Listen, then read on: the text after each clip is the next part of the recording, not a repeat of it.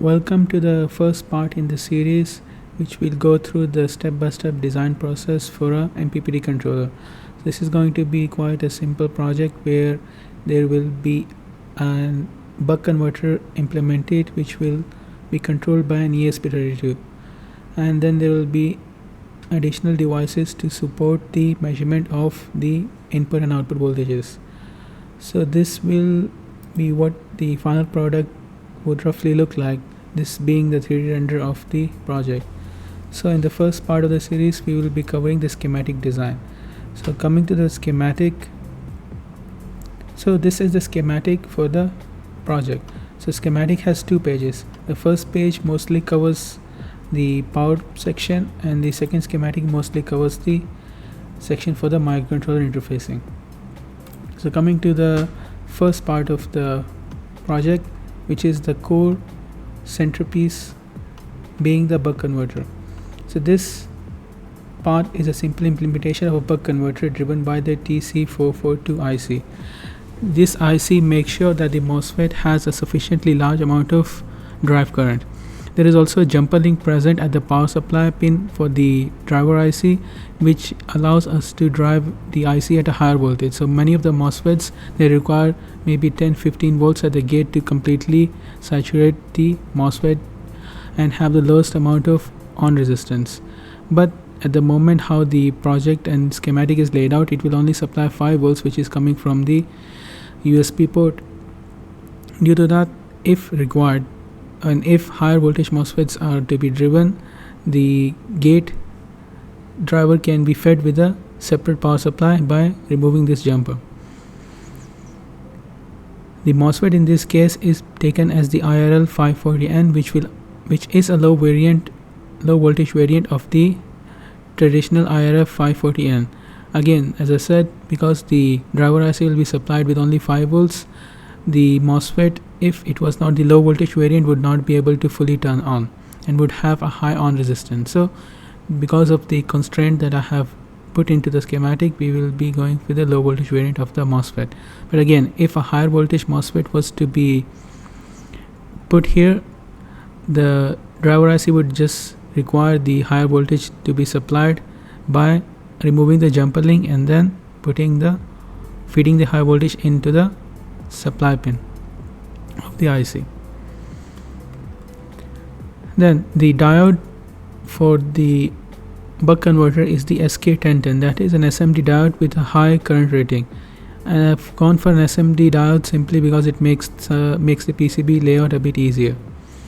The diode also is a Schottky diode, that I should add, because we want a high switching frequency fed to the gate of the MOSFET. So we want the diode to respond accordingly as well. If the diode is not able to respond at a fast enough rate, we will also have losses. So this being a Schottky diode also helps us in the efficiency area. But one thing to keep in mind with Schottky diodes and the diode SK1010 is that the reverse breakdown voltage is quite low. So that restricts how much voltage we can feed at the input, but rest of the components are not high voltage either. So in this case, this will be a compromise in terms of the high voltage operation. I have designed this to operate up to about 48 volts, which is not particularly high, but given the rating of the components, it is what we have to work with. The paths can be substituted with higher voltage variants, and that would allow us to operate this at a higher voltage.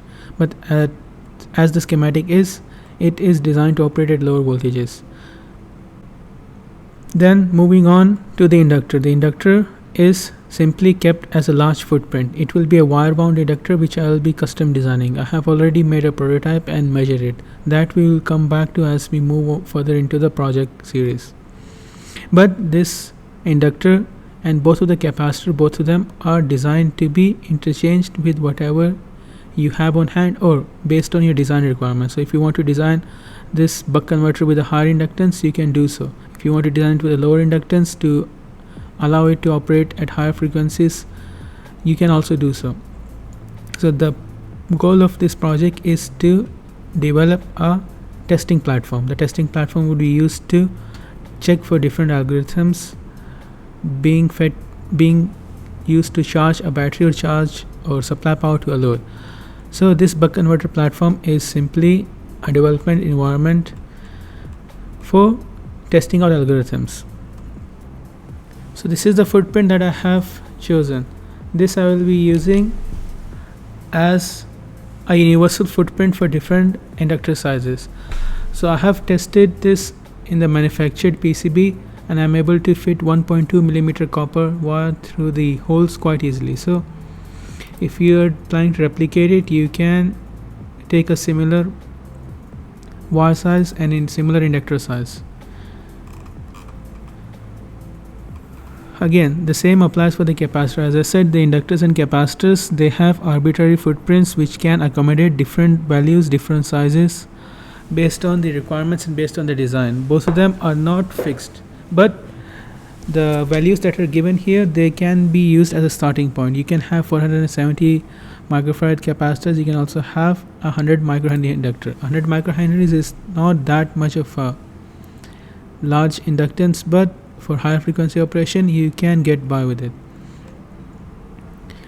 There is also a footprint R25 which will be a dummy load. That is not something that has to be populated, but if required, the dummy load can be used to test the buck converter and MPPT controller.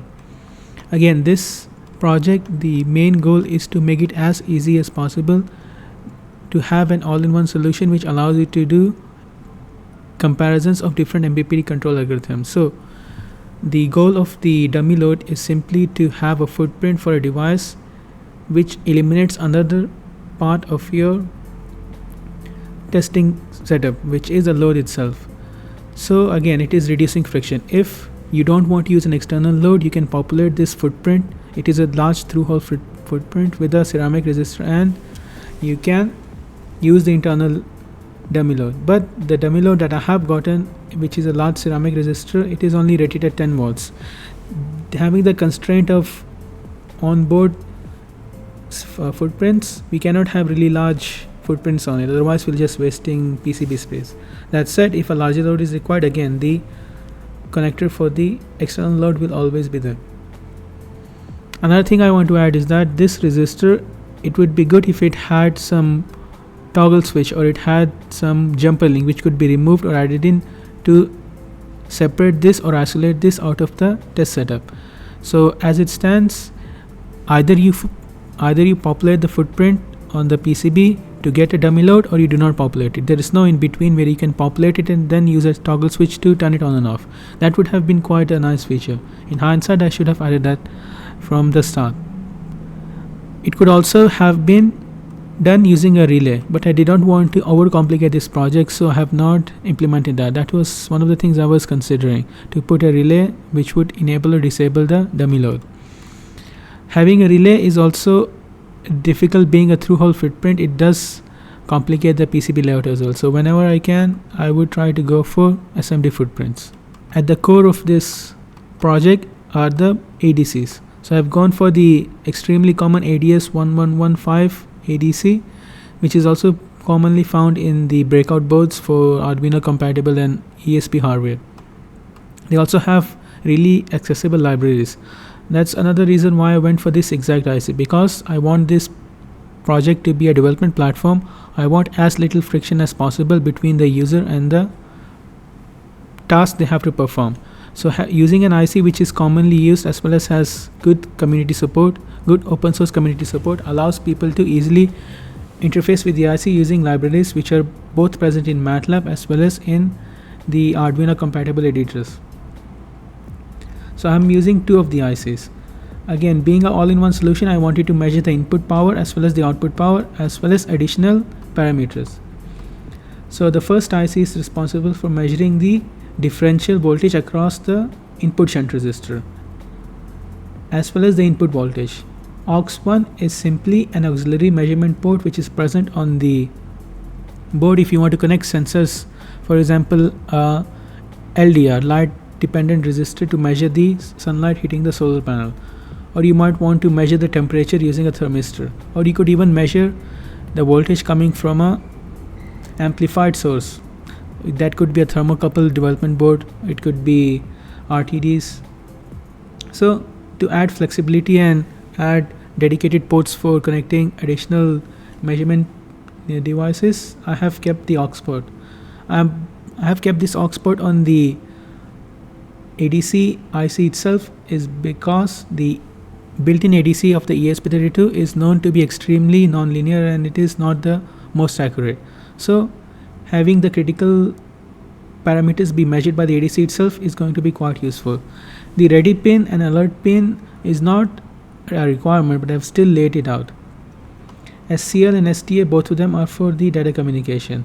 These will also have resistors connected to them, that is further in the microcontroller section of the schematic. And then the address of the IC is determined by how you connect the address pin. So if you connect the address pin to 3v3, the address is 049.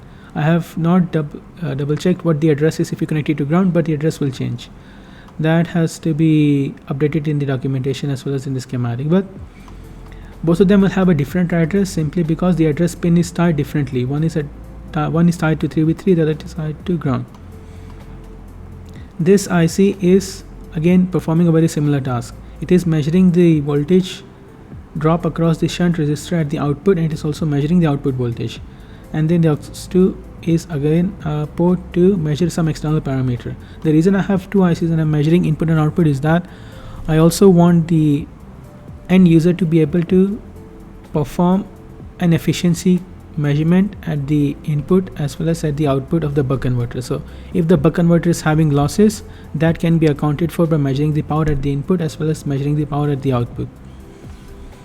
So again, that allows the testing to be done more in a controlled manner. So you know how much power is coming into the development board, and then you're also checking how much power is leaving the development board. So your testing can isolate the buck converter itself, and it can also be used to test the efficiency of the buck converter, test different buck algorithms. So again, this ties back into this development board being designed to reduce the friction and reduce the number of devices you have to connect to get it to work.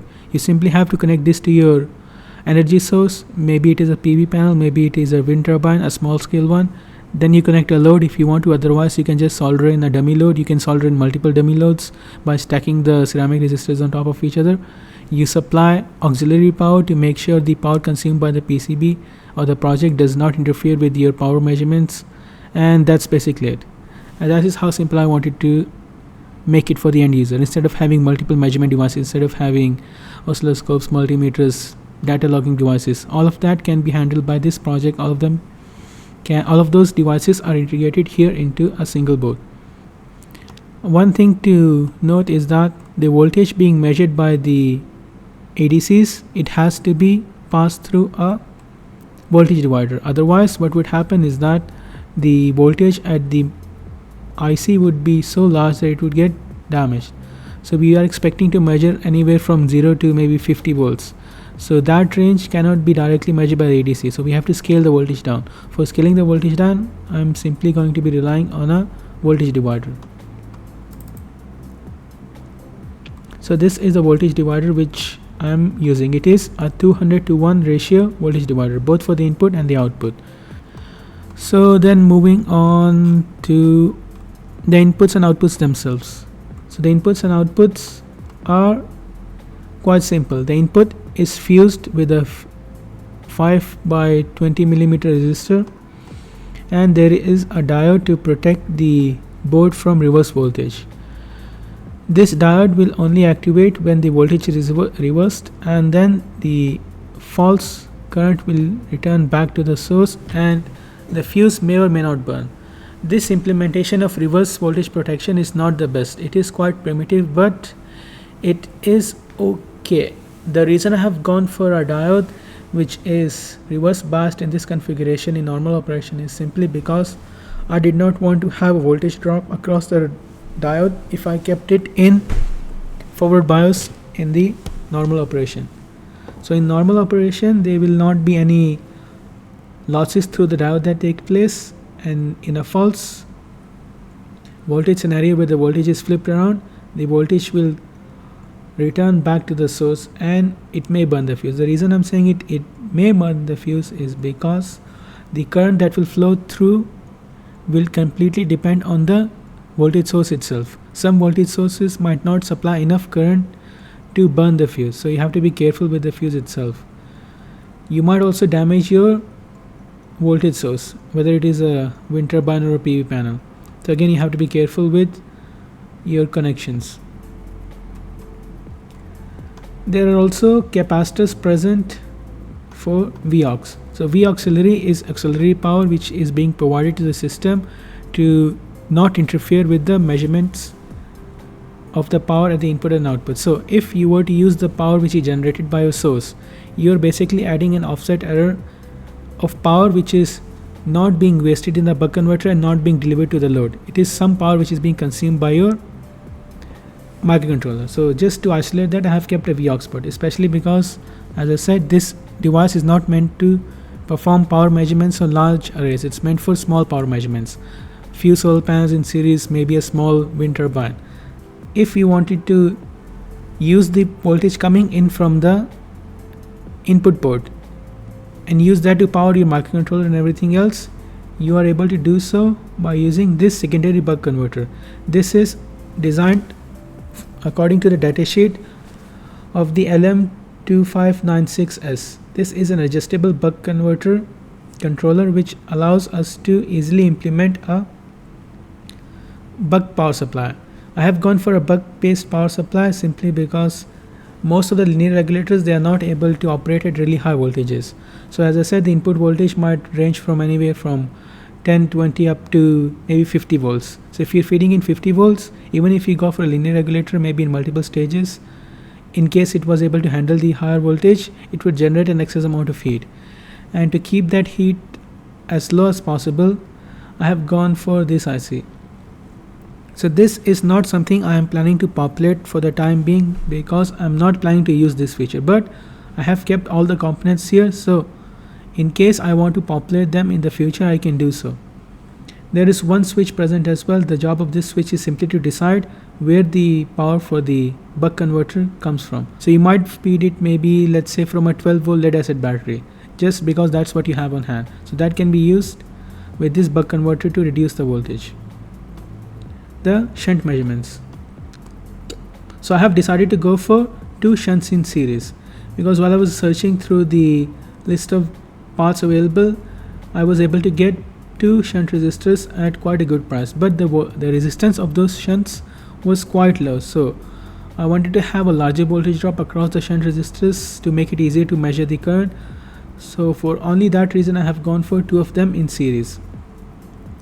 I initially wanted to have 2 of them in parallel, so that would allow me to have a higher current rating through them. I wanted to go for smaller shunt resistors, but this is also a bit overkill. You can easily go for a single shunt resistor in series and that would be sufficient, especially if you're able to get something in a larger value. If you go for too small of a value, the voltage drop will be small and then you will be underutilizing the dynamic range of your ADC.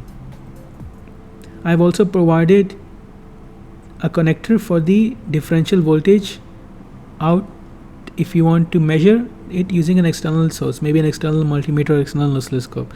That is possible. But moving on, the output is done exactly the same way. You have 2 large shunt resistors with capacitors present next to them to keep the noise low on the measurement. So some measurement noise will be picked up by the cables, and that measurement noise is to be attenuated by the capacitors. That is mostly for the measurement to be as clean as possible to prevent issues. These capacitors don't have to be populated, neither do these resistors have to be populated, but the option is there if it is required. And coming to the microcontroller part of the schematic. So for this project, I have decided to go for the programming IC to be present on the PCB itself. This serial converter is again an extremely common part. The CH340 allows us to have the USB connector talk to the ESP32, which does not have its own USB to serial conversion internally. Some of the ESP32 variants, they do have that. Going for a common part like the CH340 allows us to use the commonly available drivers as well. So if you have used any Arduinos or ESP32s, it is quite likely have the drivers for this IC already. On top of that, this IC specifically is quite easy to solder. It has quite spaced apart pins and the IC is also fairly large. So when it comes to user solderability, this is quite good. The other common option is to go for the CP2102. The CP2102 is much more difficult to solder and it is also a smaller package. So for that CP2102, your option is mostly to go for a hot air station. You cannot really solder it as easily with a soldering iron. So for ease of use, this IC is present. Now that doesn't mean this PCB is easy to solder, since the ADC I was showing you, it is available in quite a small package. That small package is quite difficult to solder, having pins extremely close together. It can be done with a soldering iron, but it is quite difficult. So do keep that in mind if you replicate this project. The USB port itself is something I wanted to make it easy to solder. So I have gone through and found the USB ports which are available, and I found that if you search for the JBL Charge 4 USB-C port, you can find a USB-C port with through-hole pins. So instead of having the USB port be completely SMD, the JBL Charge 4 USB port, it comes in a through-hole variant. That makes it quite easy to solder. That is the only reason I have kept this comment here. So in case you are searching for the exact same port on AliExpress, for example, if you search for JBL Charge 4, you will get the same exact USB-C port. I have worked with the SMD version of the USB-C ports and they are quite difficult to solder, especially if you don't have a hot air station. Also having the 2cc pins, the 2cc resistors, I'll be keeping them as 5.1 kilo ohms. If you're not populating these two resistors, it is not really USB compliant. It will not work from USB-C sources. It will still work from USB-A sources, I believe so, but you need to populate these two resistors. The voltage that is coming from the USB-C port, it is passing through a Schottky diode. The job of this Schottky diode is to protect the voltage which is coming from the USB-C port in case some high voltage is present at the V bus of the circuit. I don't want any computer connected to the USB-C port to be damaged from higher voltage present on the 5 volt rail. And this Schottky diode does not cause the voltage to dip so low that the ASP is not able to operate. So even after the Schottky diode, the voltage will be sufficiently high for the linear regulator to step it down. The other noteworthy thing might be the LED indicators. So I've kept multiple LED indicators, some of them for development purposes and some of them as devices to make sure you have some sort of status indication. I should have put some LEDs on the TX and RX pin as well, which is quite common, since that shows you visually if there is communication taking place or not. That is quite common on the Arduino development boards, but on ESP boards I don't see it that often. So I have not implemented them, but for revision or for the second revision I would definitely consider implementing those. You can implement those indicators on these LEDs.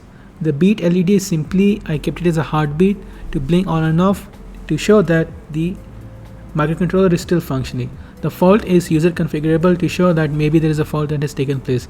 Charging and MPPT, again both of them are user LEDs. I've just given them names so you can keep track of them. I have kept a LED on the 3v3 rail as well, so it can indicate when there is power being supplied to the PCB. And these are the resistors I was talking about to pull up the I2C lines.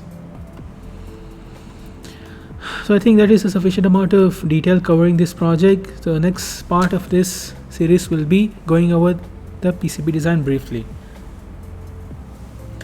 And I'll see you then, hopefully next week.